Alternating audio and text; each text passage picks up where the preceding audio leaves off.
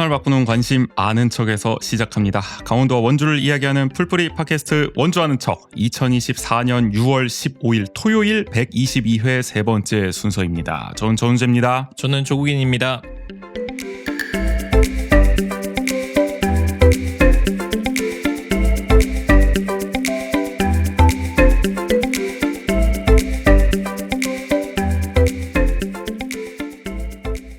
네, 오늘은 김지용이 한 달 동안 보고 들은 것을 이야기하는 시간입니다. 보고 들은 것에 지용 씨 나오셨어요. 어서 오세요. 안녕하세요. 거의 한 달 만에 나오셨습니다. 맞아요. 네. 지난 방송 때 말씀해 주셨지만은 네. 이제 충주 문화도시에서 일을 하게 그렇습니다. 되셨죠. 네네. 지금 한 두 달 정도 되지 않았나요? 지금 4월 8일부터 근무했으니까 한 그러네요. 거의 그러니까. 두 달이 딱 됐네요. 네. 어때 좀 할만하십니까? 뭐 아직 적응 중입니다. 좀 기간이 이 필요하죠. 적응일 끝내고 퇴사할지는 몰라요. 저는. 모든 일이 이제 손에 있는다 싶으면 네. 이따가도 이야기 나누겠지만 사실 최근에 저 춘천에서 또 문화도시 박람회가 있고 그랬어가지고 그렇죠. 또 다녀왔죠 또. 초반에 좀 바쁘시지 않았을까 싶기도 한데 어쨌든 여러모로 지금 적응 중이신 상황. 그렇습니다. 그 와중에 또 보고 들은 게 있으셔서 오늘 꼽아 오셨어요. 본격적으로 한번 들어가 보겠습니다.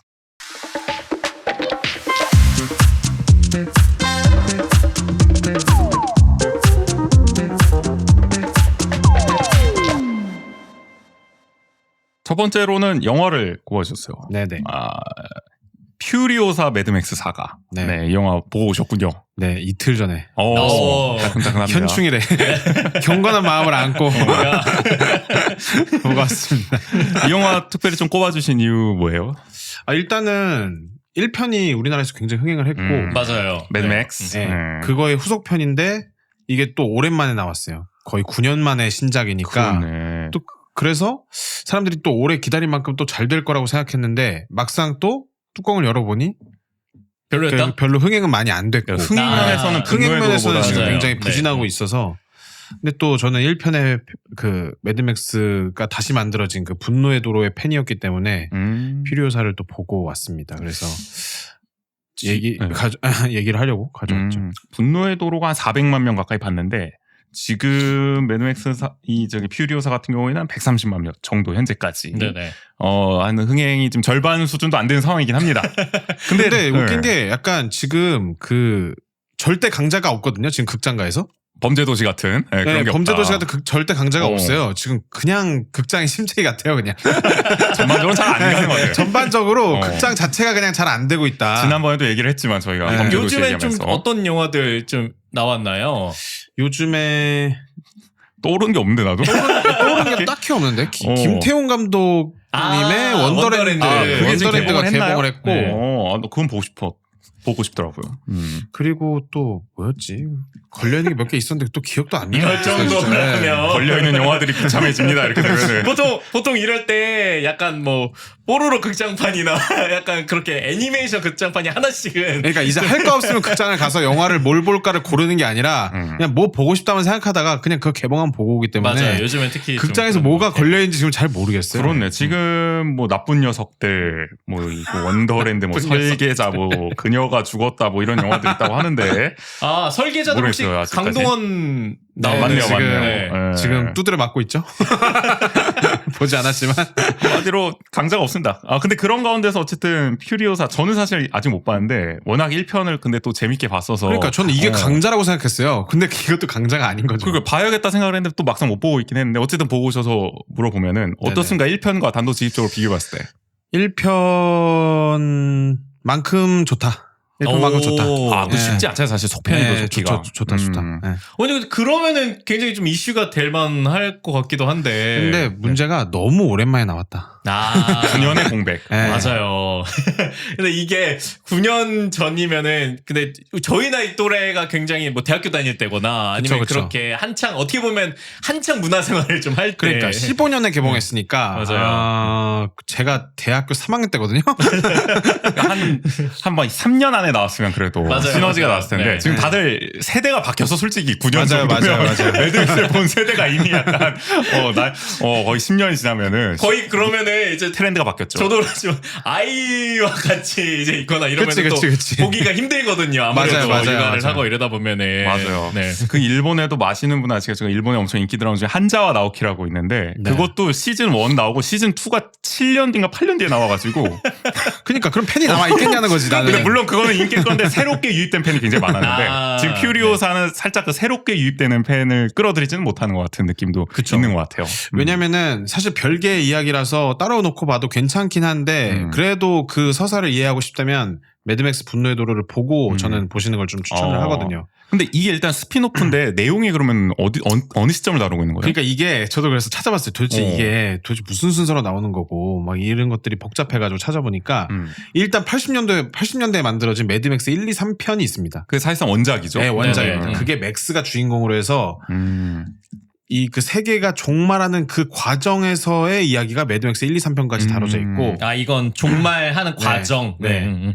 그리고 15년도에 나온 매드맥스 4편 분노의 도로가 사실상 그 이야기의 거의 지금으로 따지면 마지막입니다. 아. 그 중간에 이미 거의 종말이 돼 있는 약간 네, 이미 종말 가장 후반 부분이요. 왜냐면 시점을 퓨리오스 따지면. 그뭐 결말 얘기해도 되죠. 그럼요. 그쵸? 퓨리오사가 네. 다시 그 임모탄조를 물리치고 네. 그 세상을 얻게 되는 것까지가 이제 그 서사에 지금까지 나와 있는 걸로 봐서는 이제 끝인데 그 안에 코믹스가 4개가 있대요. 아 그러니까 매드맥스 3편하고 매드맥스 4편 사이에 그 코믹스 4편이 있는데 그 4편은 각각 뭐 인물들을 다루고 있습니다. 임모탄조 아니면 퓨리오사, 맥스 뭐 이렇게 다루고 있는데 코믹스 1편하고 2편 사이의 이야기가 이번에 나온 영화라고 합니다.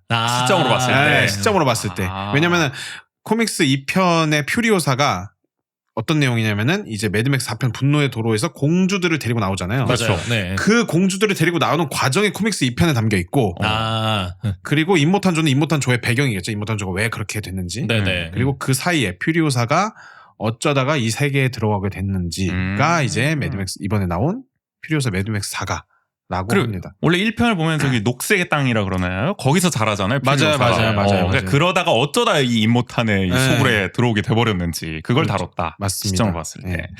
그래서 좀 잘 다뤘습니까 그 얘기를?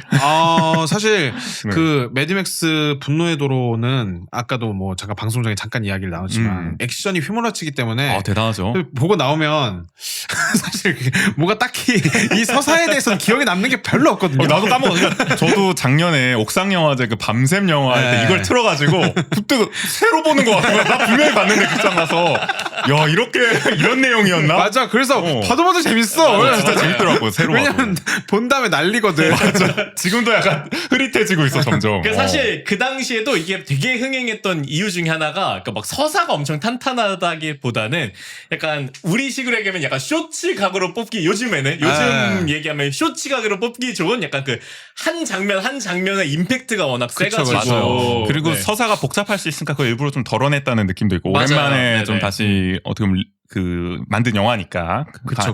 그리고 막 그 안에 또 여러 무수한 이야기들이 있는데 그 매드맥스 4편을 만들었다는 것 자체는 그 안에 이야기들을 별로 이제 설명하지 않고 사실 17년 만에 개봉하는 신작이니까 네네. 뭐 그런 거에 있어서 안에 담겨있는 내용들이 많이 함축되어 있고 다 상징적으로 표현이 되어 있지만 영화를 보는데 무리가 없는 이 정도로 표현한 게 아닌가. 전략적으로는 좀 성공적이었던 것 같아요. 그쵸, 그렇게 했던 게 그쵸. 군더더기를 맞아요. 다 덜어낸 것이 액션에 아주 집중했고. 근데 이번에는 그러면 좀 반대로 그에 서사에 비해 집중했다? 이번에는 훨씬 더 서사가 깊습니다. 오. 퓨리오사가 그 녹색의 땅에 있을 때부터 녹색의 땅에서 벗어난 그 계기와 뭐 이렇게 돼서 그 완전한 여전사로 탈바꿈되기 전까지의 이야기를 이제 다루고 있는 거죠. 그러니까 어떻게 보면 영화적으로 봤을 때는 약간 그 매드맥스 분노의 주와 이번 영화가 약간 장르적으로 좀 다르게도 다가올 수도 있겠네요. 그러면은 약간. 오히려 저는 그래서 매드맥스 그 분노의 도로랑은 되게 다르게 느껴지긴 했었어요.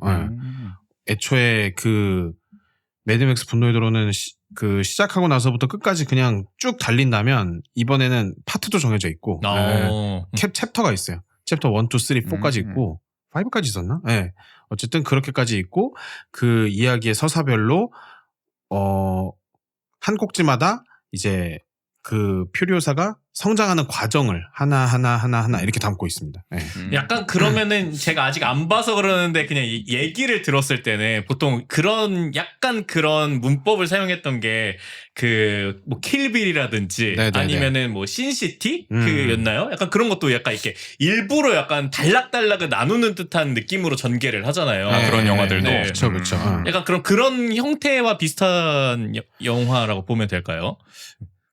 근데 신시티 같은 경우에는 인물별로 단락이 나눠져 있다면 어쨌든 이거는 그 한 인물이 끌고 가는데 이 단락이 나눠져 있는 게 어떤 변화의 계기나 뭐 그 집중된 단락마다의 집중된 서사나 이런 것들이 좀 있어요. 그래가지고 나눠 놓은 게 아닌가 싶고 어쨌든 그 매드맥스 분노의 도로보다는 나와서는 이제 퓨리오사나 뭐 이런 그 인물에 대한 배경이나 이런 것들이 훨씬 더 잘 드러나 있다 보니까 뭐 그렇다고 카체이싱이 없거나 액션이 좀 적거나 이렇다고 느껴지지도 않거든요, 사실. 왜냐면은 러닝 타임이 2시간 반이고. 엄청 길구나. 네. 근데 1편 분노의 도로도 길었잖아요. 네, 맞아요. 분노의 도로도 길었어요. 그래서 맞아. 진짜 이거는 진짜 이걸 만들고 싶지 않으면은 엄두를 못 내겠다라는 생각이 많이 들었어요. 그냥 그러니까요. 보면서도. 네. 네. 근데 이게 참 영리한 전략을, 그러니까 되게 잘 만들었다는 생각이 더 드는 게 사실 우리 1편을 그렇게 성공을 했으면은 네. 우리 보통 속편 만들 때 재탕 3탄 되잖아요. 액션으로 성공했으면 맞아요. 2편도 액션, 네. 3편도 액션으로 가는 건데 이건 사실 어떻게 보면은 굉장히 도전적으로 또 서사에 완전히 집중하는 방식으로 그쵸. 했다는 근데 게 대단하네요. 어떻게 보면은 근데 저는 서사에 집중되어 있다고 많이 서사에 집중되어 있다고 보는데 또 보는 사람에 따라서는 액션도 거의 뭐 이게 액션이 줄거나 이런 느낌은 아니라서 1편과 비슷하게 분노의 도로 4편과 비슷하게 느껴지는 부분도 있을 거예요 아마. 액션도 적은 비중에 절대 아니거든요. 그래서 액션도 엄청 많기도 많고. 네. 그래서 하여간 뭐 또 그래서 그런지 뭐 균형을 좀 잘 맞춘 것 같다. 액션과 서사에. 그러니까 1편보다 훨씬 더 그 비율을 잘 조정을 했고. 뭐 그래서 흥행은 아쉽지만은 작품성은 대단히 또 높이 평가를 받는 것 같습니다. 평론가들 평점을 보더라도. 저도 약간 좀 급하게 본 것도 얼마 안 있으면 내릴 것 같아요. 그러니까 200만도 못 넘으면은 이거 쉽지 않거든요. 그래서 내릴 것 같아서 보고 왔고 그리고 혹시나 보러 가시는 분들이 이걸 보고 있으시다면 음료를 마시지 말아라. 2시간 반. 네, 중간에 좀 힘들었거든요. 러닝 타임이 길어가지고. 진짜 힘들었어요, 조금. 네. 약간 그러니까 저는 항상 극장 갔을 땐 큰 라지세트를 시켜가지고 큰 탄산음료와 큰 팝콘통을 이렇게 먹으면서 영화를 보는 게 재미인데 그래서 저도 일부러 안 사게 되는 것 같아요. 그래서 약간 심심해요. 약간 영화 보는 동안에. 맞아요. 그래서 어쨌든 뭐 평론가들 평점제 뭐 이런 것도 있는데 도파민의 시대에 딱 걸맞은 어떤 아드레날린 시네마다 뭐 그런 얘기도 하기도 하는데 어쨌든 오늘 지용 씨가 이것을 가지고 나오신 건 좀 영업하는 느낌도 있는 거잖아요. 이 영화 좀 보시라. 네, 영업하는 느낌도 있죠. 대충의 뭐 줄거리를 설명을 드리면 일단은 그 녹색의 땅에 살다가 퓨리오사가 어렸을 때 그 디멘투스라는 그 지금 크리스 햄스워스가 연기한 악역의 집단에게 잡혀갑니다. 납치를 당하는 건가요? 납치를 당합니다. 납치를. 네. 물론 뭐 퓨리오사가 뭐 자거나 뭐 무방비 상태에서 납치당한 건 아니에요. 뭐 약간 거기 어쨌든 황무지고 약간 무법의 시대니까 그 안에서의 세계관 안에서의 그 임모탄이나 뭐 지금 이번 영화에서 소개된 디멘투스 말고도 수많은 집단들이나 부족들이 있는데 그 부족들이 나쁜 짓을 하는 것을 방해하다가 그 상태에서 납치가 되거든요. 어쨌든 그래서 디멘투스에게 잡혀 들어가게 됐고 디멘투스가 이제 세력을 막 확장하면서 이 황폐화된 세계에서 어떤 인물로 떠오르려고 하던 와중에 그 와중에 임모탄조와 거래를 하게 되면서 퓨리오사를 넘깁니다. 네. 그러면서 퓨리오사가 임모탄조 밑으로 들어가게 돼요. 네. 그러니까 납치가 되고 또 거래의 대상이 되면서 임모탄한테 가게 되는 맞습니다. 과정. 그렇게 되면서 이제 그 퓨리오사가 그 안에서 어떻게 성장하는지가 좀 보여지고 그 다음에 마지막에는 어쨌든 그 디멘투스와의 마지막 대결이 담겨 있다. 이 정도가 이제 그 영화의 큰 신호비입니다. 이번에 저기 퓨리오사 같은 경우에는 지난번에 누구였죠? 저 샬리스 테론이었나요? 네, 네, 샬리스 맞습니다. 테론. 샬리스 네. 테론이 이번에는 근데 아니아 테일러 조이가 연기를 했잖아요. 네네네. 퀸스 갬빗에 나왔었던. 맞아요. 네, 아주 네. 팬을 많이 모았었는데 저도 그래서 더 보고 싶더라고요. 내려가기 전에 빨리 봐야겠는데 이 방송이 나갈 때쯤이면 이미 내려갔을 수도 있겠다는 생각이 들었어요. 원래는 샬리즈 테론이 음. 지금 이번에 영화까지 연기를 하려고 했다고 해요. 왜냐면 그래요? 요즘에는 뭐 그쵸, 에이징, AI. 아 그럼요. 뭐 네, 에이징 손석구 기술이나- 씨도 뭐 아역으로 뭐 이 CG로 에이징 기술이나 뭐 이런 것들이 있다 네. 보니까 뭐 근데 영화에서 깔끔하게 보일 만큼의 기술은 또 구현이 안 됐다고 아, 그래요? 해서 그래가지고 아. 인물이 조금 캐스팅이 변경됐다고 합니다. 아예 새로운 배우로. 네.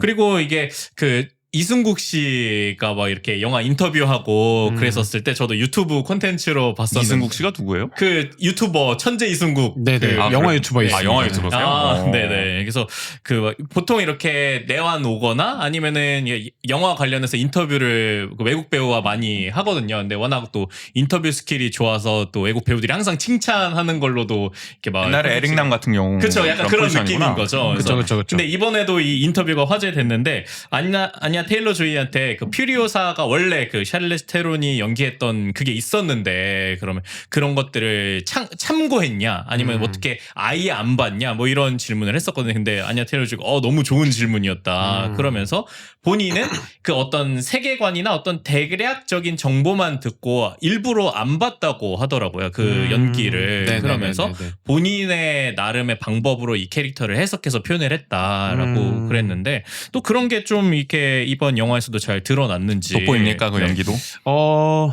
사실 특히 이질감이 없는 게 안냐 테일러 조이의 대사를 거의 뺐습니다.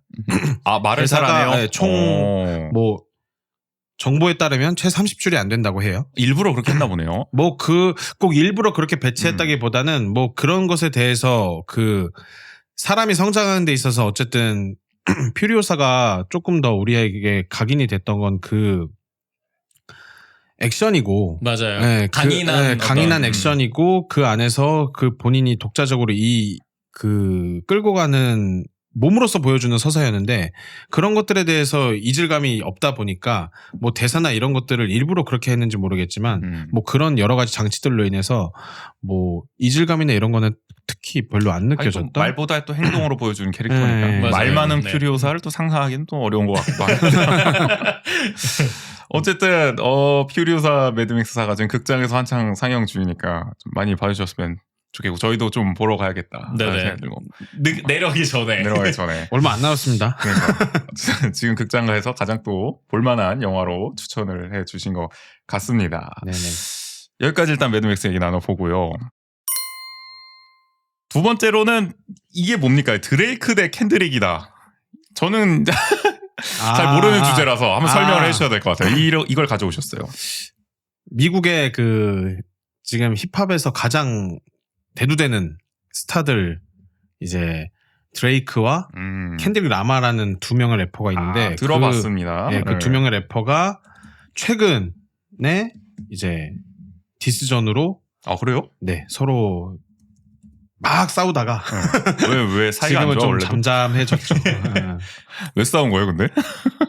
그게 네. 그 예전에 그 컨트롤 대전이라고 혹시 기억하시나요? 2012년, 그렇죠. 13년. 국힙에서 있었던. 네. 맞아요. 네. 근데 그게 국힙이 아니라 사실 웨이브에서 그것도 넘어온 거거든요. 그래요? 맞아요. 네. 그 컨트롤 비트 자체가 외국에서도 그렇게 하니까 한국도 네, 약간 그거 사용이 온 거예요? 자체가 이제 캔드릭 라마가 시작한 그래요? 디스전입니다. 그렇구나. 원래 그 어떤 곡에서 캔드릭 라마가 이제 컨트롤이라는 곡에서 이제 그 미국 래퍼들 향해서 광역 도발을 갑자기? 했고, 그 흐름으로 거기서 완전 난리가 났었는데 그 흐름이 또 한국까지 넘어와서 그때 이제 또 한국에서 그 컨트롤 비트를 가지고 막 이제 서로 디스를 하면서 맞아요. 그 안에서 골마했던 문제들이 서로 터지면서 이제 누가 참전했네 아니네. 그쵸. 맞아, 그게 화제가 됐잖아요. 웨이브에서는 조금 더 뭐 약간 그 힙합의 자세로 내가 짱이야 약간 이런 느낌이었다면 그 국내 힙합에서의 컨트롤 대전은 그간에 약간 골마있던 서로에 대한 감정이 터져 나오는. 감정의 문제와 어떤 뭐 돈적인 뭐 여러 가지 이런 것들이 좀 터지면서 약간 이렇게 불거졌던 맞아요. 그런 사건이죠. 그러면서 이제 힙합 비둘기가 나오기도 하고. 평화를 지향하는 데프콘 씨였나요? 네. 맞아. 참전을 안 하면서 맞아요. 자기 음반만 내고. 네. 어쨌든 근데 이번에 다시 불붙은 겁니까? 네네 그렇습니다. 근데 왜 이번엔 또 뭐 누가 또 도발을 한 겁니까? 이번에도 캔드릭 라마가 왜 이렇게 주기적으로 도발하는 거죠? 이 캔드릭 라마 씨는? 이 세상에 불만이 많아. 그 요즘 그 뭐 미국에는 힙합이 워낙 좀 그 대세인 장르기도 하고 근데 어쨌든 그 미국 힙합 내에서도 이제 뽑는 3명의 인물이 있다고 해요. 그래서 캔드릭 라마 그리고 제이콜, 드레이크. 이게 어떤 기준으로 뽑는 거예요? 3대장이에요? 뭐 가장 영향력이 높은 가장 영향력이 높은 그래요? 사람이겠죠. 드레이크는 뭐 저는 그렇게 막 즐겨 듣진 않습니다만 약간 그 빌보드나 이런 차트에서는 드레이크가 엄청난 강세의 사람이고 캔드릭 라마는 뭐 빌보드를 매번 앨범을 낼 때마다 좋은 수상을 할 정도로 작품성 면에서는 캔드릭 라마를 항상 가장 넘버원으로 치는 거고 그리고 제이콜은 저도 잘 모르겠어요. 제이콜은 음악을 많이 들어본 적은 없어서 어쨌든 근데 그 3명이 빅3라고 뽑히는데 캔드릭 라마가 이제 얘기를 한 거죠. 빅3 뭐 빅3야. 내가 짱인데 이렇게 된 거죠. 그렇게 약간 월클라인의 문제 제기를 하듯이 Like That이라는 곡에서 이제 또 그 빅3에서 내가 짱이다라는 그 시전을 했고 그 과정에서 이제 제이콜과 드레이크가 참전을 하냐 마냐 해서 드레이크는 완전히 참전을 해서 둘이서 치고받고 싸웠고 그 와중에 제이콜은 또 콘서트에서 나는 둘 다 존중한다 라고 하면서 이제 한 명 빠집니다. 네, 한 명 빠져요.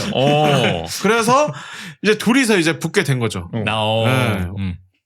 둘이서 막 그 곡이 한창 나올 때는 거의 뭐 이틀에 하나씩으로 나왔던 것 같아요. 막 계속 곡이 나오면서 서로 막 진짜 막 담을 수 없는 욕들을 막 하면서 그리고 원래 글 같은 것도 어디 시비 붙고 약간 댓글에 싸움 붙었을 때 잘 써지거든요.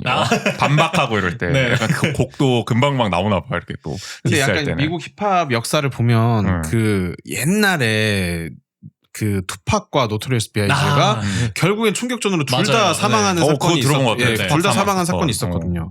그래서 약간 이건 그 미국의 디스전은 진짜 총격전으로 번질 수가 있는데 이번에도 약간 총격전으로 번졌습니다, 실제로. 그래요? 아, 진짜요? 네네. 그래까지 그래서 그 드레이크 측은 자택 경호원 한 명이 총상을 입었고, 예. 누가 쏘는 거예요, 그거를? 그거를 지금 아직 밝혀지지 않은 건가요? 원인 아니면은- 불명이에요? 그 캔드릭 라마의 팬이 그 총을 쐈다라고 얘기를 하는데 왜냐면 그 드레이크 자택이 엄청 넓으니까 그 경비도 삼엄해서 뭐 들어가진 못하고 그 앞에서 잡힌 거라는 기사를 보긴 했는데 어쨌든 그 안에서 총격전이 좀 있었다고 해요. 그래가지고 결국에는 뭐 그런 서로 또 피를 보면서 이게 유야무야 약간 네, 끝났고 결국에는 뭐 사람들이 평가하기로는 랩으로서는 결국엔 캔드릭 라마가 이겼다라는 사람들 이제 손을 들어주는 사람들이 많으면서 이제 그 뒤에 대응을 하지 않고 그냥 이렇게 쓱 끝났습니다. 근데 약간 그 우리나라도 이게 컨트롤 대전이나 이럴 때 보면은 네네. 특히 뭐 요 힙합뿐만이 아니라 대부분의 어떤 모든 영역에서 보면은 우리나라가 이렇게 디스전을 하기가 어려운 게 그쵸, 뭐 그쵸. 프로야구도 보면은 막 벤치 클리어링을 해도 정말 치고받고 이러는 경우가 거의 안 나오는 게 약간 이런 원래 약간 그런 독특한 우리가 가지고 있는 선후배 문화 그쵸. 그러다 보니까 약간 디스전도 디스전답게 시원하게 안 되고 약간 처음에는 누구 욕하는 사람 한두 명 있다가도 약간 그 마지막에 결국에 우야무야 우리 다 존중해 우리 다 모두가 잘났어 약간 이런 식으로 가게 되는 경우도 많잖아요. 그쵸. 근데 보면 미국은 항상 이렇게 꼭 진짜 그게 달할 때까지 치닫는 것들이 조금 많은 것 같아요. 뭐랄까 그 서로 마주칠 일이 많이 없을 것 같기도 하고 그러니까. 그렇기도 하고 워낙 넓어서 그래도 제이콜은 빠졌잖아요. 그 성격 나름 아니에요? 그럴 수도 있죠. 그럴 수도 있죠. 아니 근데 나는 궁금한 게 캔드릭 라마는 왜 주기적으로 이러냐는 거예요. 그냥 원래 그런 거예요? 타고난 기질이? 이 양반은? 근데 솔직히 저는 이 셋 중에는 캔드릭 라마의 팬이기 때문에 이 사람이 주기적으로 이런 행동을 하는 것에 대해서 그냥 어떻게 보면은 그 힙합이라는 장르가 다른 음악 장르에 비해서 실력이 항상 어느 정도의 기준이 돼야 되잖아요. 그냥 개인 취향으로 넘어가기 전까지는 항상 그 실력에 대한 논란을 서로 스스로들 만든단 말이지. 그러다 보니까 어떻게 보면은 빅3라고 하지만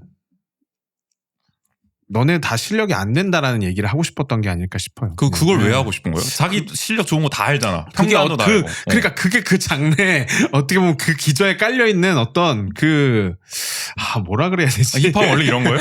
주기적으로 그걸 인식시켜줘야 되고 내가 내 스스로 내가 짱이다를? 근데 많은 랩들의 그 주제 자체가 자신의 실력에 대한 그 자신감이나 그 과시나 이런 것들도 포함이 되어 있어서 약간 뭐 수액이라고 네, 그렇죠. 네. 근데 이렇게까지 해야 되는 거예요? 막 총격전이 벌어질 수도 있는 정도까지. 근데 사실 뭐 누가 이해하겠어요? 뭐 그들이 되기 전까지는. 아니 그러니까 이게 의도된 건지 일부러 뭐 이렇게 힙합 씬에 좀 뭔가 긴장감을 주려고 주기적으로 이렇게 하는 건지. 그렇게 보는 사람들도 있죠, 심지어. 의도적으로? 왜냐면은 그게 확실한 뉴스가 되고 그게 확실한 또 그 장르의 붐업이 되기도 하니까. 그럼 일종의 약속 대련일 수도 있는 겁니까? 윤석열과 한동훈처럼 이렇게 일부러 서로 약간 갈등을 해가지고 말이죠.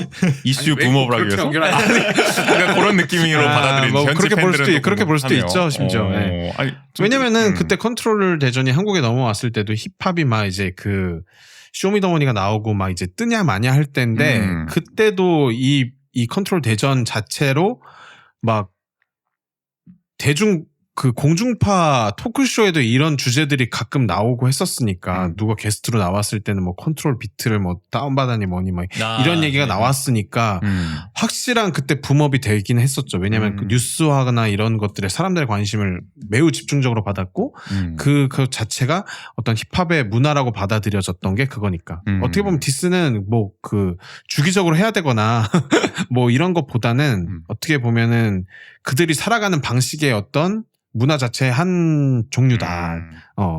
항상 자기네들은 되게 야생적인 어떤 뭐라 그래야 되지? 야생적인 그 판 안에서 자기네들이 힘과 세력을 과시하기를 원하는 그런 그 힙합의 문화 자체가 그런 것들이 좀 있는데 그런 것들 사이에서 이제 그 디스라는 것 자체는 되게 어떻게 보면 공격적이고 어떻게 보면 누가 볼 땐 또 멋있기도 하고 그러니까 이런 어떤 문화인 거죠. 역사적으로 쌓아온. 그 주변에서도 그런 분위기로 만들어 갔을 수도 있겠네요. 그러니까 그쵸, 그렇게 그쵸. 어떻게 보면 약간 갱단처럼 맞아요, 뭐 이렇게 맞아요. 아니면은 우리가 뭐 그랬을 때 그 어떤 그 보스가 내가 계속 나는 힘이 있어. 나는 계속 건재해. 이런 것들을 끊임없이 증명해야 되는 그런 배경 속에 있다 보면은 그러니까 그렇죠. 어떻게 보면 나의 내부 결속을 다지기 위해서 나의 크루에 아니면 나의 어떤 내 영역에서의 그런 것들을 맞죠, 과시하기 맞죠. 위해 너넨 나보다 못해 라는 것들을 계속 그렇게 선전포고 하듯이 그렇게 하는 게 또 시작이지 않았을까. 그거는 뭐 얘기가 깊게 들어갈 수는 없겠습니다만 힙합이라는 어떤 장르가 형성되어 온 어떤 역사를 따져봐야 될 또 문제네요. 왜 그런 그렇죠. 문화가 그런 게 뿌리 있게 자리 잡았는지는. 왜냐면은 뭐 그 에인마일이라는 영화를 보면은 서로 이제 그 디스를 하면서 그 실력을 우위를 따져서 뭐 이런 것들이 하나하나 그 사람의 네임 밸류가 되면서 쌓이게 되는 거고 그런 것들이 이제 큰 시장으로 넘어갔을 땐 그런 것들을 서로 하기가 사실 어렵잖아요. 언더그라운드에 있을 때는 하는 그런 거니까. 맞아요. 네. 그런 것들을 이제 올라가서도 구긴형 말처럼 이제 내가 사자지만 내가 얼만큼 강한 사자인지는 한 번씩 끊임없이. 보여줘야 되는 거예요. 안 그러면 내가 이 시장에서 어떻게 보면 끌어내려질 수도 있는 그렇죠, 약간 그렇죠. 이게 장르적 특성인가요? 네. 끊임없이 서열을 확인해야 되는. 그래서 또 어떻게 서열이 보면 또 바뀌기도 주기적으로 하고. 해야 되는 행동일 수도 있는 거지. 나의 존재를 증명해야 되는 거니까. 그쵸. 그러니까 그래서 이게 좀 더 다른 장르보다는 더 그렇게 서열화 아니면 그 위계에 되게 좀 더 엄격한 장르라고도 볼 수 있겠네요. 그렇구나. 그렇죠. 네. 그래서 뭐 어떤 사람들은 뭐 굳이 싸우는 걸 왜 건지 너넨 싸워야 돼? 라고 얘기하는 사람들도 있지만 또 어떤 일각에서는 또 그걸로 인해서 그 힙합이란 장르가 다시 어느 정도의 생동감을 계속 이제 사람들이 그걸로 인해서 느끼는 사람들도 있기 때문에 그런 것들에 대해서는 이제 필요로 하는 사람들도 분명히 있다. 그걸 원하는 사람들도 분명히 있다. 이렇게 말씀드릴 수 있을 것 같아요. 어쨌든 지용 씨가 오늘 이걸 또 가져오신 거는 또 이영만리 또 미국의 이야기를 가져오신 거는 어쨌든 요즘 또 한국 힙합과 좀 빗대서 얘기하고 싶어서 가져오신 거 아니에요? 그렇죠. 네. 맞습니다. 그래서 최근에 또 네. 한국에서 또 사실 그 웅장함에서는 굉장한 차이가 있지만 또 한국에서도 비슷한 사건이 있었죠. 맞아요. 네. 또 약간 디스전이 있었잖아요. 맞습니다. 네, 한번 소개해 주시죠. 일단은 뷰티풀 너드라고 하는 메타 코미디 소속의 그 개그 유튜버들이 있습니다. 그렇죠. 뭐 한 번쯤 보신 분들 많이 계실 개그 겁니다. 듀오드가 듀오가 있고 거기는 이제 뭐 너드남을 컨셉으로 한 그 드라마라든지 아니면은 뭐 그 남녀 동시에 입대한 상황에서의 그 상황극이라든지 이런 여러 가지 몇 편의 이제 그 줄기를 가지고 콘텐츠를 운영을 하는데 요즘에 뭐 이런 개그 채널 굉장히 많죠. 네. 맞아요. 그 와중에 이제 그 래퍼를 부캐로 만들어서 이제 드라마로 만들고 심지어 요즘 최근에 곡까지 냈던 팀입니다. 뷰티풀 너드라는 팀이고 뷰티풀 너드라는 팀이 최근에 AK47이라는 AK47이라는 곡을 냈어요. 그래서 그 곡으로 엄청나게 주목을 받게 됩니다. 네. 이분들이 이제 멤버를 저기 K-셉하고 포이즌 K-셉 잡아서 하고 있잖아요. K-셉 라마? K-셉 라마 그리고 K-셉 라마 포이즌 머시루? 맞아요? 포이즌 머시루 이렇게 이제 활동을 하면서 네네 맞습니다. 음반을 냈는데 네. 그 음반이 굉장히 또 폭발적인 반응을 얻으면서 그렇죠. 거의 뭐 지금 웬만한 국힙 그 가수들보다 훨씬 흥행한 성적을 내고 있는 거잖아요. 훨씬 더 주목도를 많이 받았고 최근에는 뭐 사실 이제는 음원 성적이 아니라 유튜브 조회수도 이 흥행 성적에서 따져야 되는 부분이기 때문에 유튜브 조회수로 따지면은 최근에 어떤 가수들보다도 높게 나와. 높게 그 조회수가 찍혀서 엄청나게 주목을 받았던 그런 거 패러디를 하려다가 진짜 국힙 원탑이 된 그런 그런 상황인 거죠, 심지어. 근데 이 뷰티풀 러드를 통해서 말씀하고 싶으신 건 뭐죠? 그래서 오늘 그 뷰티풀 러드가 막 흥행하고 이제 심지어 이제 페스티벌이 초대되고 막 이런 와중에 계속 아까 말씀드렸던 그 드라마 콘텐츠가 있잖아요. 그 드라마 콘텐츠, 그 드라마 콘텐츠에는 그 래퍼들이 그동안 취해왔던 그 성격이나 이런 것들을 계속 비꼬는 콘텐츠를 계속 했거든요. 디스를 하는 거죠. 래퍼들이. 그 곡과 별개로 그 곡도 사실 되게 그 풍자적이긴 한데 그 드라마로 사실 훨씬 더 그런 것들이 많이 표현되어 있어요. 거의 그런 컨셉이잖아요. 저는 이센스 그 짤을 봤던 것 같아요. 이센스에 대해서 막 디스하는 말을 해요. 예를 들어서 K-셉이라는 맞습니다. K-셉 하면 막 옆에서 포이즌이 그런 말 하면 안 돼 말리고 내레이션도 막 말리는 척하지만 사실 그 전체 내용을 보면 그냥 디스하는 내용인 거잖아요. 그렇죠. 형식을 그렇게 탑을 맞추고 그렇죠. 있지만은. 뭐 구인쌤도 보셨어요? 네, 저는 짤로 봤어요. 그래요? 쇼츠로. 아니 뭐 전혀 처음 들어보는 것처럼 말씀하셔가지고 어쨌든 많이들 보셨을 겁니다. 예를 뭐 더 들자면 뭐 그 곡에도 표현되어 있긴 하지만 굉장히 가난한 동네에서 살면서 자기가 이 랩으로 자수성가를 이뤘으며 그 자수성가 그 하기 전에는 굉장히 위험한 삶을 살았고 마약과 그리고 뭐 그 총격전이나 뭐 이런 것에 노출되어 있었으며 그리고 난 항상 그 내 옆에는 여자를 바꾸고 뭐 이런 내용들이 즐비해요 그냥 그 내용들밖에 없어요 사실. 왜냐하면 최근에 힙합의 어떤 그 장르 자체 안에서 표현되는 가사들이나 이런 것들이 되게 그런 가사들도 너무 많았고 그런 것들을 이제 드라마로 비꼬면서 곡에서도 비꼰 거죠. 일부러 총 집합체로 넣은 거잖아요. 그렇죠. 그런 것들을 완전히 결집시켜서 만들어놓은 캐릭터인데 그것들을 해오는 과정에서 이제 PH1이라는 래퍼가 우리 한 번쯤 좀 다시 생각해봐야 될 것 같지 않아라는 생각으로 이제 곡을 냈습니다. 곡을 냈고 그게 뷰티풀 러드를 겨냥하는 것도 있지만 저는 약간 시장에 대한 겨냥이라고 생각하기도 했거든요. 그 곡을 이 힙합 씬 반에 대한 네네 그거를 가지고 이제 뷰티풀 러드가 이제 콘서트장에서 페스티벌장에서 뒤에서 말하지 말고 앞으로 나와서 얘기를 해라 라는 식으로 이제 어떻게 보면 굉장히 캐릭터적인 연기를 또 했고 심지어 곡을 마지막에 또 내고 그 뒤에 또 이센스나 이런 래퍼들이 이거에 대한 생각을 뭐 라이브나 뭐 어떤 방송에 출연해서 얘기하거나 뭐 이런 것들이 계속 이어지면서 사실 지금 또 그냥 아무렇지 않게 됐지만 그 지금 한 달 동안 약간 이런 일들이 시끌벅적했던 이런 상황이 또 있었습니다. 그래서 두 개를 약간 비교해 보자. 어떠세요? 딱 보셨어요. 오랫동안 또 힙합을 들어오셨으니까. 저는 또 저의 또 힙질의 역사를 또 얘기하자면 중학교 때부터 힙합을 들었고 한국 힙합은 한 중3 때부터 들었던 것 같아요. 그래서 막 그 당시엔 또 그런 것들이 없었기 때문에 어떻게 보면 지금에서 약간 사람들이 표현하는 도파민의 어떤 제 기준에는 그때 당시에는 어떤 도파민의 끝이었거든요. 왜냐면은 다 약간 비슷한 사랑 얘기가 조금씩 변형돼서 나오는 이런 음악을 듣다가 되게 자기 얘기를 말하는 또 어떤 것들을 또 솔직하게 얘기하고 또 풍자까지 하는 어떤 이런 이야기들을 볼 때 되게 재밌었고 그런 것들을 또 되게 깊게 막 음반도 사고 막 이렇게 막 들었었는데 그 쇼미더머니가 막 나오고 막 한창 또 한국 힙합이라는 그 장르가 한국 음악 시장 안에서 엄청나게 영향력이 강했던 시기를 또 지나서 지금 또 쇼미더머니가 막을 내리고 또 이런 시기 안에 또 있단 말이죠. 네네. 네. 그런 거 보면은 뭐랄까 되게 이 얘기를 할 때 도대체 무슨 얘기를 할 수 있을까를 엄청 많이 고민을 했긴 했어요. 왜냐면은 그동안 계속 느끼면서 마음에 안 들었던 부분들은 있는데 그런 부분들에 대해서 사실 시야만 조금 바꾸면 서로 다 이해되는 상황이라 가지고 뭐 어떤 거를 막 특정하게 막 딱 얘기하긴 그렇지만 지금 제가 드는 생각은 자기 얘기하는 래퍼들이 좀 확실히 적어진 것 같긴 하다. 그러면 비슷비슷한 얘기들 왜냐면은 가사 자체도 되게 어떻게 보면은 가사를 장르화하긴 어려운 게 힙합이라는 장르인데 가사가 장르화가 돼버렸고 그 장르화가 되게 굳어져가지고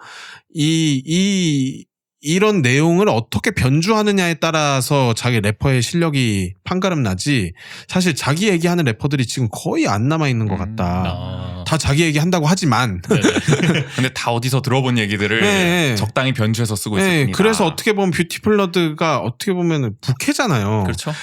사람들은 이번에 래퍼들이랑 이렇게 싸운 것도 뷰티플러드랑 싸운 게 아니라 뷰티플러드가 연기하는 부캐랑 싸운 거란 말이죠.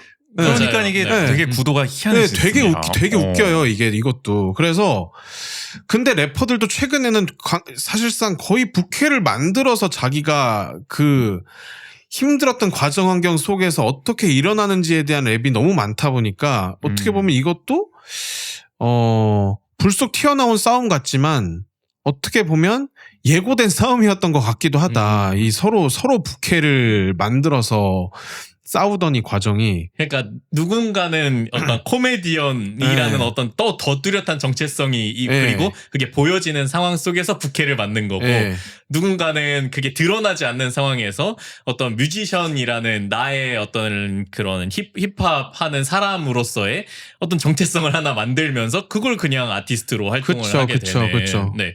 근데 그 과정에서 또 약간 그 싸운 사람들이 PH1이나 ESNS나 뭐 이런 사람들은 계속 꾸준히 자기 얘기를 해오던 사람이란 말이죠. 저는 약간 그런 걸 봤을 때 오히려 좀 안타까웠죠.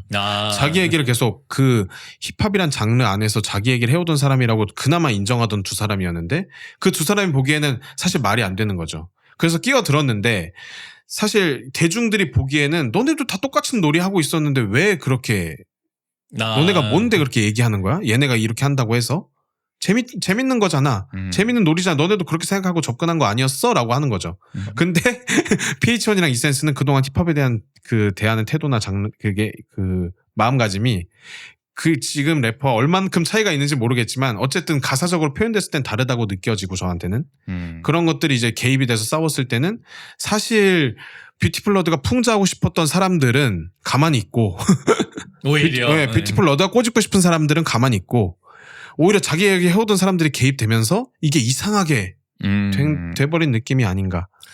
그러다 보니 지금 흘러가는 어쨌든 상황도 그냥 그래서 생산적인 방향은 아닌 것 같아요. 생산적인 방향도 아니고 그냥 유야무야 그냥 이렇게 또 그냥 한나의 그냥 밈처럼 그냥 소비되고 있는. 그래서 저는 궁금한 게 저도 자세히는 모르지만 그런 비판을 접한 것 같아요. 뷰티플러드가 이렇게 부캐를 통해서 힙합을 이야기하는 게 이제는 그냥 이게 무슨 목적인지를 잃고 있는 거 아니야. 이게 정말 힙합 씬의 소위해서 풍자를 통해서 경종을 울려서 바뀌기를 원해서 하는 건지 그런 거는 그게 아니고 지금은 근데 거의 이제는 조롱 수준으로 가고 있는 거 아니냐라는 비판이 나오고 있잖아요. 그렇죠. 그런 거 봤을 때 지금의 이런 디스전 아까 저 켄드릭 라마와 그 드레이크의 디스전도 얘기를 해주셨지만 그거와 비교해 봤을 때는 이게 우리 힙합의 어떤 역사성이 있는 것도 아니고 지금 이 디스전이 어떤 우리 힙합의 정말 앞으로의 긍정적인 방향으로 작용을 하는 건지도 의문이 있고 어떻게 평가를 해야 되는지도 제가 봤을 때도 좀 의문이 드네요. 저도 그래서 사실 이걸 평가하거나 이런 거를 어떤 흐름으로 보기에 흐름은 맞는데 이거를 평가해서 앞으로 어떻게 될 거냐에 대한 어떤 판가름은 하기에는 뭐 사람들의 주목도는 높지만 사실 사건 자체의 크기로 봤을 땐 너무 작은 사건이라고 보여지는 게 제 지금 생각이고. 그럼 이게 약간 주목도가 올라가는 건 아까도 캔디링 라마의 디스 전에도 어쨌든 주목도가 좀 높아지면서 이게 그 장르에서의 다시 한번 주목을 받을 수 있는 약간 그런 효과들이 조금 있을 거라고 말씀해 주셨는데 이번에 이 뷰티풀 러드에서의 보여줬던 이 주목도는 이 장르에 대한 주목도까지 이어지기엔 조금 어렵다고 보시는 건가요? 네. 그럴 리가 없지 않을까요? 근데 딱 봐도 저도 그럴 일은 없다고. 이건 그냥 자기들끼리 싸우는 느낌이라서 네, 그냥 우리 같은 사람이 그냥 보더라도 해프닝 정도라고 받아들여지는 맞아. 거지 디스전이라고 받아들여지기에도 사실 조금 그렇다. 그러면 이게 약간 아까 지적해 주셨던 우리 국내 힙합이 가지고 있는 여러 가지 지금 문제점들 그런 걸 개선하는데도 그런 작은 기대도 좀 가져가기가 아니 사실 어렵겠네요. 문제점이랄 것도 없어요. 그냥 제가 계속 얘기했던 건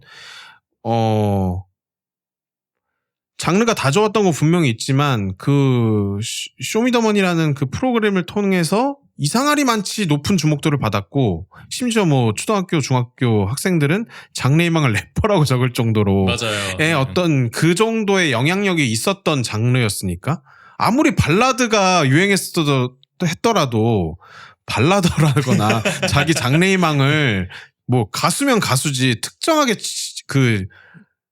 딱 정해서 적었던 적이 없는데 내 맞아요. 장래희망을 래퍼라고 적었던 그 시기가 있을 만큼 어떤 영향력이 엄청나게 컸던 이걸 그 장르에서 그냥 자기 자리 찾아 가는 것 같다라는 생각이 많이 드는 것 같아요. 역량과 어떤 이런 거에 비해서 좀 과분한 영향력을 갖고 있었다. 그렇게 왜냐면은 뭐 사실 이 오늘 얘기 중에 기저에 깔려 있지만 여러 가지로 봤을 때 그 장르를 온전히 흡수하기에는 그냥 되게 쌓아왔던 생각이나 이런 것들도 되게 다르고 심지어 뭐 서로 디스전을 하더라도 국내에서 벌어질 때는 뭐 약간 나이를 어느 정도는 따지는 그 느낌이 없지 않아 있고 K화되는 없지 않아 있고 K화되는 게 없지 않아 있고 그런 것들을 완전히 까놓고 이 장르를 온전히 막 흡수해가지고 우리가 막 이렇게 하기에는 여러 가지로 배경적으로 다르기 때문에 심지어 뭐 랩을 다 레슨해가지고 어느 정도 양상되는 그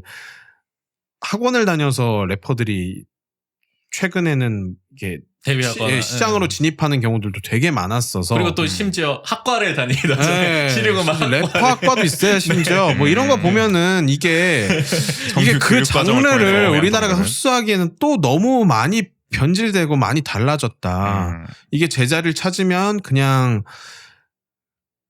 저는 그 예전에 제자를 찾길 바라는 사람이거든요. 오히려. 네, 그래야 더 정통 뭐랄까요? 예전에 그 힙합의 정신이라고 표현해도 될까요? 그걸로 자기 이야기를 하는 그걸로 돌아갈 수가 있다. 그런 것도 그런 마음도 있고 그리고 그동안 많이 빨았다. 네, 많이 빨았다고 생각해요. 뭐 많이 빨았다. 지금 뭐 그걸 빨고 싶은데 나와서 막상 이제 막 등장하려고 하는 루키들한테는 미안한 얘기일 수도 있겠지만 뭐 지금 빨 만큼 빨았다. 미국도 약간 뭐 틱톡 뭐 힙합 세대 약간 이런 얘기가 나올 정도로 그런 아까 얘기했던 수액만 강조되는 것들이 문제다라고도 얘기를 하잖아요. 그렇죠. 자기 과시가 너무 강해지는. 그러니까 그래서 어떻게 보면 힙합이 가지고 있는 것 중에 속성 그 자기 얘기를 한다는 것에는 물론 약간 그런 수액도 담겨 있긴 하지만 사회 비판적인 모습들도 담겨 있잖아요. 해야 될 메시지를 랩이라는 것들을 통해서 표출해 나가는 것들도 중요한 문화 중에 한 요소인 거잖아요. 서로 자기네들끼리도 맨날 따져요. 맨날 뭐 그 사회 비판적인 그 시선이 힙합이 없으면 되냐. 말 같지도 않은 소리 하지 마라. 힙합은 원래 파티 음악에서 시작했다. 뭐 이런 뭐 그 기원을 따지는 것부터 뭐 여러 가지 막 이런 게 있단 말이죠. 그런 거 봤을 때는 사실 어쨌든 넘어온 장르잖아요. 우리나라로. 맞아요. 네. 그 지금 잣대도 너무 많아지고 그런 기준에서 그 커진 시장만큼 이 장르를 바라보는 잣대도 너무 많아지고 그러다 보니까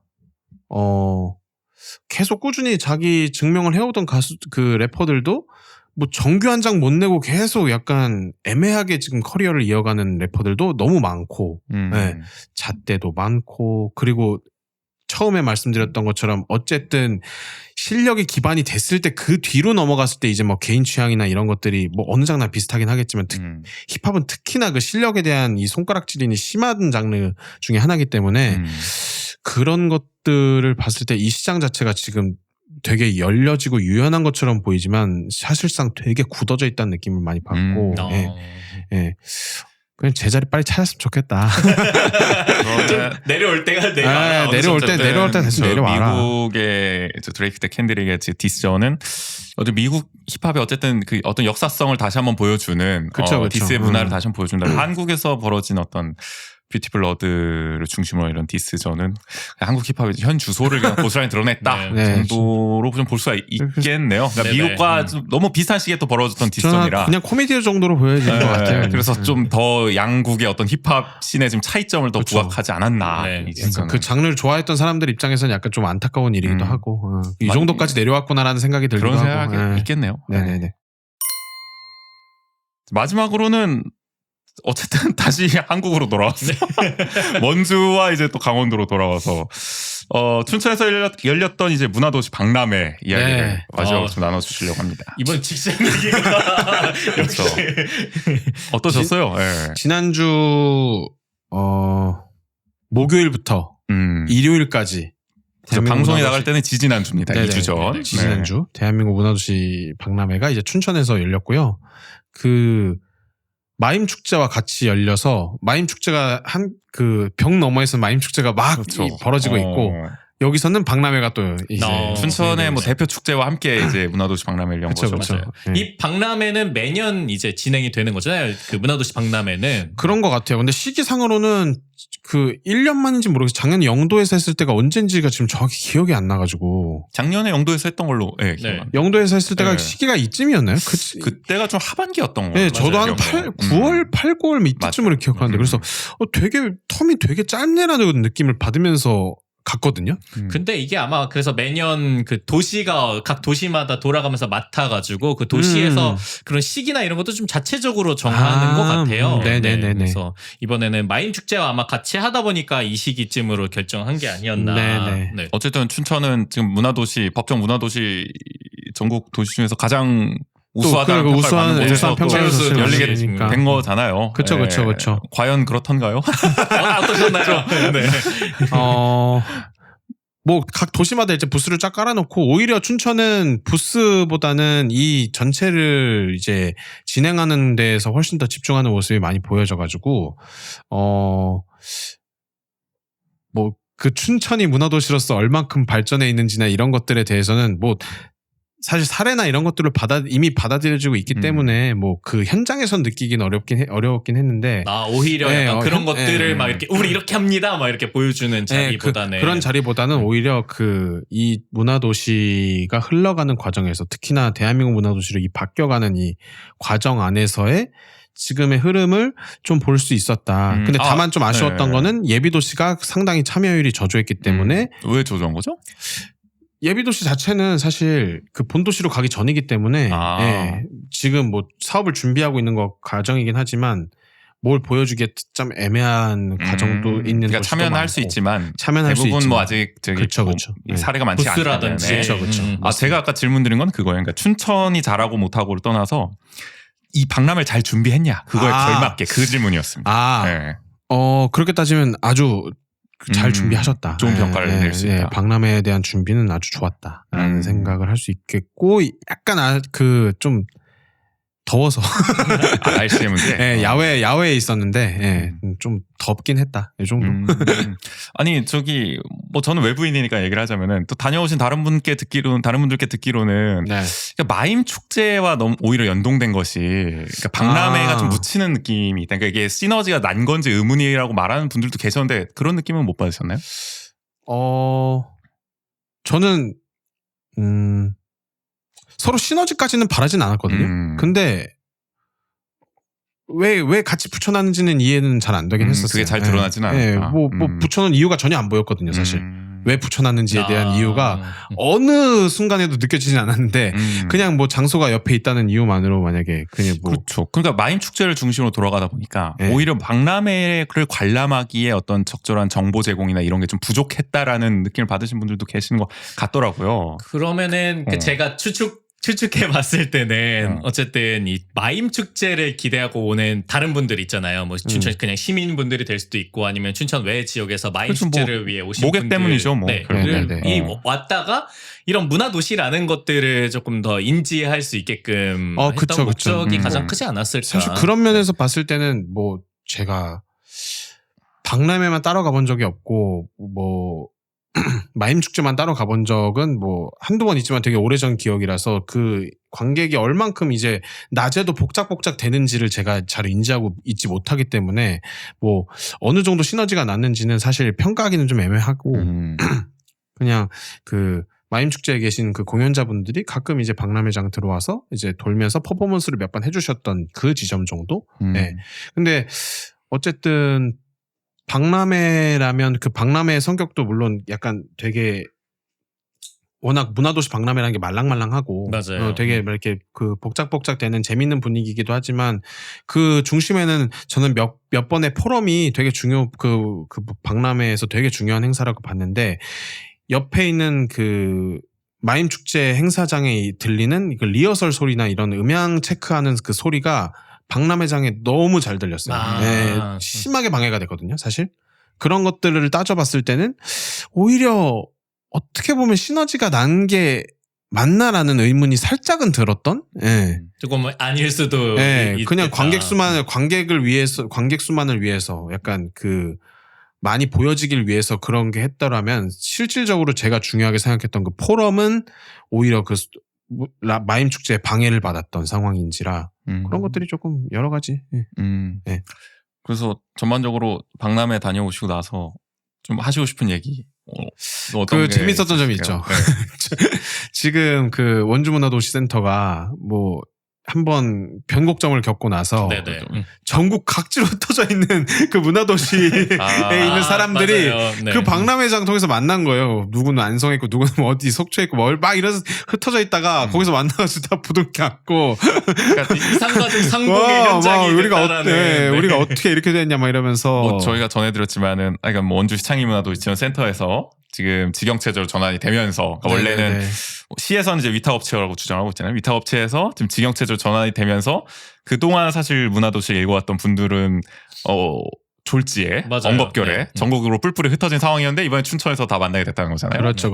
그리고 뭐 원주에서 일하시던 분들도 뭐 이번 기회에 뭐 다른 지역으로 가면서 뭐 지용시처럼 다른 지역 문화도시에 또 일하게 되신 분들도 있고. 맞습니다. 네. 그러다 보니까 그 상황이 되게 아이러니하면서 반가웠다. 반갑기도 하더라. 그런 걸 좀 느꼈고 그리고 아직까지는 대한민국 문화도시에 대한 이 바뀐 이 문화도시의 모습은 전혀 볼 수가 없었다. 아직까지 그 변해가는 기조나 이런 것들이 네, 그런 것들은 전혀 알 수가 없었다. 네. 변해가는 건 이 정권 교체에 따라서 바뀐 기준을 말씀하신 거예요? 그렇죠, 맞죠. 그리고 어쨌든 대한민국 문화도시는 5년 사업에서 3년 사업으로 줄었고, 뭐 기조나 이런 가이드라인들도 지금 여타 문화도시들이 하고 있는 것에서 되게 많은 변화가 있긴 있는데 아직 그것에 대해서 컨셉이나 이런 것들을 정확하게 정하고 막 제대로 하고 있는 도시가 솔직히 말하면 없어 보였고 되게 기조가 어떻게 바뀐 거예요? 근데 이번 정부 들어서 저는 그냥 되게 간단하게 말하면 사람들이 물어볼 때 그냥 특성화 사업과 많이 닮아 있다라고 얘기를 해요. 그래서 그 도시마다의 특성이나 이런 고유의 문화들이나 이런 것들에 대해서 훨씬 더 부각되기를 원하고 예전에 뭐 그 최우수 문화도시 춘천을 예로 들면은 그 시민들의 삶이나 시민들이 이 문화도시에서 사는 데 있어서 본인의 삶이 얼만큼 바뀌는지를 모습을 문화도시가 담아내기를 바랬다면 지금은 훨씬 더 그 도시 안에 분명한 특성이 있어야 되고 그 특성을 그 문화도시 안에서 어떻게 녹여서 보여주느냐가 지금 문화도시가 가는 방향이라고 많이들 생각해요. 원주를 예로 확답하지 들면은 못해요. 네. 원주 같은 경우는 어쨌든 전임 시정 때는 시민 주도형, 시민 참여형으로 해서 일상에서 막 많은 테이블들을 만들어서 원주 테이블을 만들어서 거기서 시민들이 주도하는 어떤 문화를 만들어왔다면 지금 바뀐 시정에서는 박경리 문화공원을 뭐 이게 주제 테마로 해서 거기 뭐 공간을 리모델링 한다든지 이런 식으로 가고 있는 게 대표적인 그 기조 변화라고 볼 수 있겠네요. 아, 근데 원주는 사실 그 기조 변화에 따르지 않아도 되는 도시거든요. 그렇지. 네, 왜냐면은 이미 법정 문화 도시가 그렇죠. 되어 사실 있고 이미 그 전에 문화 도시이기 때문에 대한민국 문화 도시가 아니라서 그렇죠. 따를 이유가 전혀 없고요. 아 근데 이해하기 쉽게 기조의 네. 변화를 설명드려요. 어떻게 현 정부 보면, 입맛에 맞게 또 어떻게 변화를 보면, 준 거잖아요. 그렇죠, 그렇죠. 네. 그러니까 또 좀 더 추가로 설명을 드리면은, 그러니까 시민들 입장에서 봤을 때는 그동안은 참여가 강조됐다면은 이제는 좀 더 향유가 강조되는 부분들인 거죠. 네, 그렇죠, 그렇죠. 예. 그래서 그게 말씀하셨던 부분에서 원주도 지금은 되게 향유의 관점에서의 이벤트나 행사나 이런 관점의 사업들이 많이 진행되고 있잖아요. 그게 또 어떻게 보면은 정부의 기조를 아주 잘 따르고 있는 잘 따르고 있는 게 맞는지 모르겠네요. 근데 박람회로 봤을 때는 그게 안 드러난다는 거잖아요. 전반적으로. 그 지금 그렇죠. 왜냐면은 그 사실 그 박람회에서 보여지는 것 자체가 그 각 도시의 부스를 방문을 해서 그 부스가 어떤 사업을 만들고 있는지를 설명을 다 들어봐야 되잖아요. 특히나 이전 문화 도시는 특히 더 그렇거든요. 네. 왜냐면은 몰라요. 그 겉에서 봤을 때는 그 뭐 실체로 어떤 그 사업을 하고 있는지는 알 수가 없어요. 그리고 그 도시가 어떤 것을 특성화하고 있는지에 대해서도 잘 보이지 않기 때문에 오히려 뭐 한 1, 2년 뒤에 문화도시는 오히려 그런 것들이 훨씬 더 잘 부각되는, 오히려 박람회 성격에는 더 잘 맞는 그런 행사가 될 수도 있겠죠. 네. 왜냐하면 각 도시마다 우린 어떤 도시야라는 거를 지금 어떤 것들 특성으로 밀고 있어라는 것들을 드러내는 박람회가 될 테니까. 조금 더 장르나 아니면 산업적 측면이 좀 강조되고 있다 보니까. 그렇죠. 네. 그렇다 보니까. 근데 지금은 어쨌든 그런 것들을 가서 그 담당자나 이런 분들에게 설명을 듣기 전까지는 모르기 때문에 근데 또 오히려 약간 그런 생각도 있어요. 지금 바뀌는 게 혼란스럽긴 한데 어떻게 보면 춘천이나 그 몇 개 도시가 이렇게 앞서 나가는 도시가 만들었던 이 문화 도시에 대한 상을 많은 도시들이 비슷하게 하고 있구나라는 생각은 많이 들어요. 여기도 네. 따라갑니까? 비슷하게 하고 있다는 게.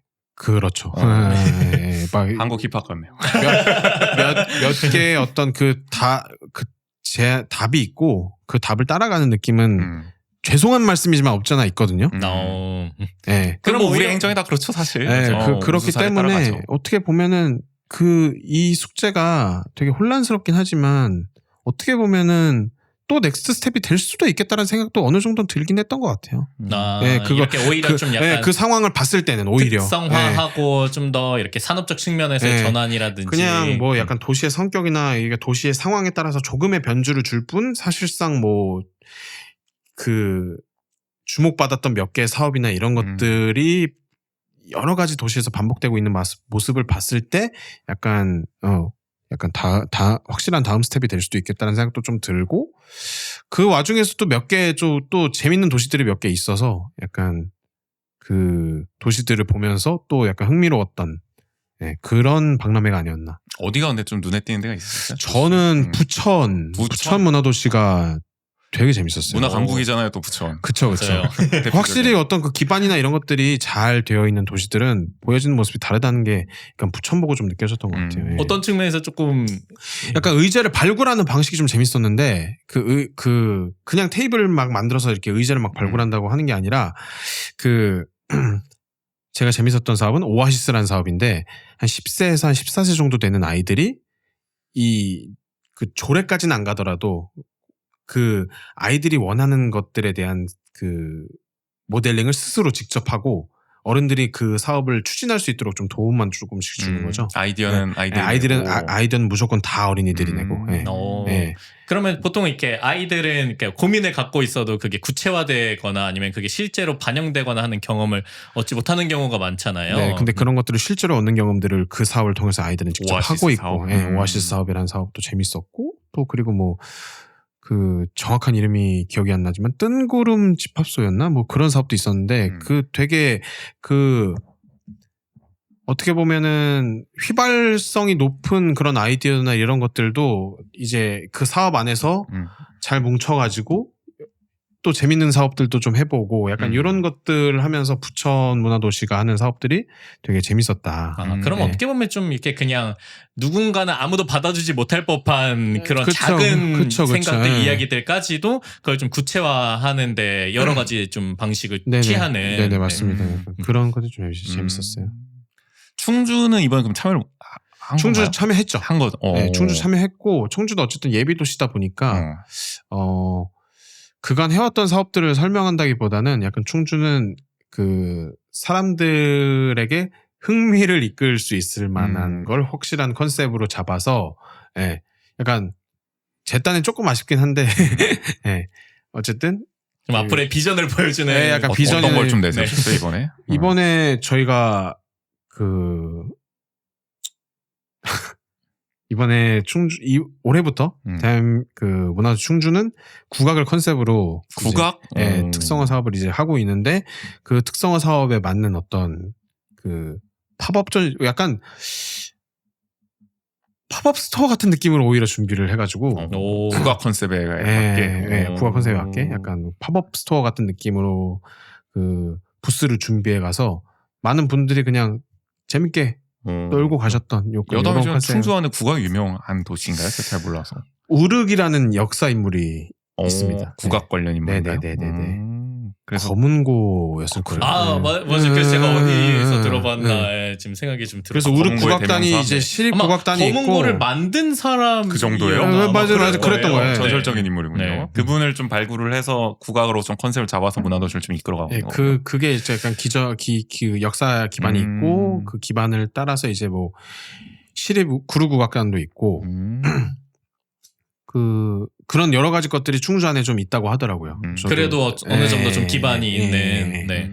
그러면은 약간 좀 고민스러우셨을 것 같기도 해요. 아까 말씀하셨던 것처럼 변화되는 지점에서 예비 도시로서는 그 변화된 지점을 따라가야 되는 부분이 있고. 그렇죠. 모두가 사실 혼란스럽긴 하죠. 왜냐면은 그 동안에 그 경험하고 봐왔던 봐왔던 문화도시랑 자기가 실제로 실행해야 되는 문화도시랑은 되게 다르기 때문에 그 상들이 달라서 사실 많은 도시들이 조금 어려워하죠. 예비 도시들은 특히나. 네. 그리고 또 그게 박람회 자리에서 이렇게 펼쳐졌을 때 약간 우리 도시들만 조금 되게 약간 튀는 약간 그런 형태로 다가오게 될 수도 있을 것 같기도 하고. 예비 도시들이 이제 몇 번의 발제를 하는 게 있어서 앞으로 올라가서 발제하시는 거 보면은 그런 것들에 대해서 좀 어려워하시는 게 분명히 보인다라는 생각이 좀 들었고, 하지만 그럼에도 이것을 가지고 기회라고 생각하시는 분들도 어느 정도는 있기 때문에 그런 것들을 따라서는 이제 또 어떤 도시가 치고 나가고 어떤 도시가 좋은 모습을 보여줄지는 또 봐야죠. 올해가 일단 끝날 때 한번 봐야 되고 내년에도 어떻게 될지는 모르는 거죠. 어떻게 보면 뭐 과도기에 있는지 문화도시 또 현 주소를 한번 엿볼 수 있었던 게 이번 박람회였던 거고요. 또 생각이 나는 게 이번 박람 혼란을 얘기해 주셔서 원주 문화도시도 많이 혼란스럽다 듣는데 제보를 하나 받았는데 제가 직접 가지 못해서 이번에 문화도시 박람회 원주 부스 리플렛에 아직 아카데미 극장이 살아있다. 아 진짜로? 나 원주 안 갔어. 나 마음 아파서 안 갔거든. 원주 부스만큼은 아직 극장이 무너지지 않았다라는 황당한 제보를 제가 받아가지고. 아이고야. 그러니까 뭐 2년 전 걸 재탕한 거죠. 그야말로 그 리플렛 만들 때 이미 그걸 꼼꼼하게 뭐 보지도 않고. 근데 그 정도로 원주 문화도시도 혼란스럽고 다른 지역도 각자의 이유로 지금 혼란스럽게 좀 이 사업을 이어가고 있는 게 아닌가. 그 강원도 포럼을 특별 포럼을 따로 했어요. 왜냐면 춘천에서 했으니까. 근데 거기에는 원주가 참여하지 않았고 그럴 거 봤을 때 원주가 확실히 한때 상황이 다르구나. 네. 상황이 다르구나. 한때 어떻게 보면 전국에서 그 롤모델로 모범 사례였는데. 그렇죠. 저희가 뭐 쇼츠도 만들었습니다만 시장 바뀌고 1년 만에 어떻게 보면 사실 다음 개최지가 원주였어야 되는데. 그렇죠. 충분히 후보군이었는데 네, 그런 것들이 지금 그 춘천 박람회장에서 전혀 찾아볼 수 없는 이 단 1, 2년 만에 한순간에 단 1년 만에 미흡 판정으로 최우수다가 그런 거 볼 때 그냥 씁쓸했다 정도였던 것 같습니다. 기분 좋게 마무리하려고 했는데 지금 박람회 어쨌든 원주 생각을 하면 또 가슴이 아픕니다. 혹시 내년 개최지가 발표가 됐나요? 아니요. 그거는 전혀 모릅니다. 하여간 오늘은 이렇게 완전히 다 다른 얘기였습니다. 네. 영화 얘기를 했다가 또 음악 얘기를 했다가 마지막에 또 우리 문화도시 걱정으로 마무리를 하는 그러니까 희망도 있습니다. 네, 충주는 맞아요. 앞으로 국악을 중심으로 그리고 잘 헤쳐나갈 수 있기를. 원주의 인재들이 전국 방방곳곳에서 문화도시를 이끌어 나가고 갑자기 있다. 아웃풋을 많이 배출하고 그러고 있다. 원주의 그 쌓아진 유산들이 전국 곳곳 도시에 펼쳐져 있다. 원주에서 펼쳐지지 못하고 다 전국으로 다 보내버렸다. 새삼 확인할 수 있어. 오늘은 그런 어떤 문화도시 원주에서 활동하셨던 분들을 위한 좀 헌정 느낌도 있네요. 네. 그런 느낌으로 오늘 보고 들은 거 진행해 봤습니다.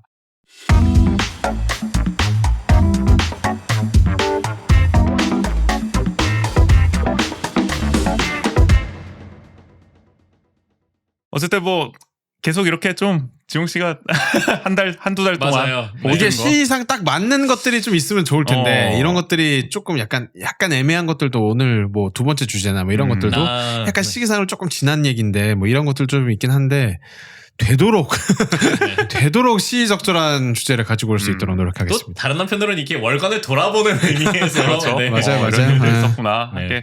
이게 사실 뭐 원주랑 강원도 얘기 거의 안 나올 수도 있어요. 오늘도 뭐 많이 안 나오긴 했는데 어쨌든 우리 저 강원도 또 원주 뭐 이렇게 사는 사람들의 이야기다 생각이다라고 네네네. 하면서 네네. 들어주면 좋을 것 같고 갈수록 또 잘 이야기를 또 정리를 하면서 논의를 해보도록 하겠습니다. 그러니까 오늘 보고 들은 것은 여기까지 해볼게요. 지용 씨 여기서 보내드리겠습니다. 감사합니다. 오늘 감사합니다. 감사합니다. 저희도 여기서 인사를 드리죠. 네네. 네, 지금까지 진행의 전우재 조국인이었습니다. 모두 안녕.